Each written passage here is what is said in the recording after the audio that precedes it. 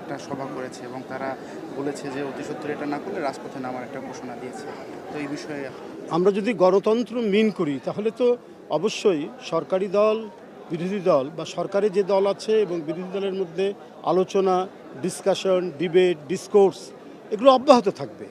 হ্যাঁ, প্রতিবাদ হতে পারে, প্রতিবাদও গণতান্ত্রিক আলোচনার বা গণতান্ত্রিক পদ্ধতিরই একটি অংশ, সে প্রতিবাদ করতে পারে, কিন্তু এর সাথে আলোচনাও থাকতে হতে পারে এবং আলোচনার মধ্যে দিয়েই বিভিন্ন ধরনের যে বিতর্কগুলো সেই বিতর্কের অবসান হওয়া সম্ভব। কারণ আমরা মনে করি এখন যারা পার্লামেন্টে আছেন তারা প্রত্যেকেই ফ্যাসিবাদ বিরোধী সংগ্রামে তাদের একটা অবদান রয়েছে। তো সেই ক্ষেত্রে আমরা যদি গণতন্ত্রকে সাবলীল, স্বতঃস্ফূর্ত এবং শক্তিশালী করতে চাই, তো সুতরাং মানে পরস্পরের মধ্যে আলোচনার কোনো বিকল্প নেই।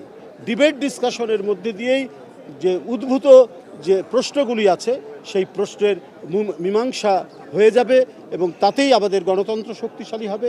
গণতন্ত্র শক্তিশালী হলে আমাদের অর্থনীতিও অত্যন্ত শক্তিশালী হবে এবং সার্বভৌমত্ব এবং স্বাধীনতাও শক্তিশালী হবে।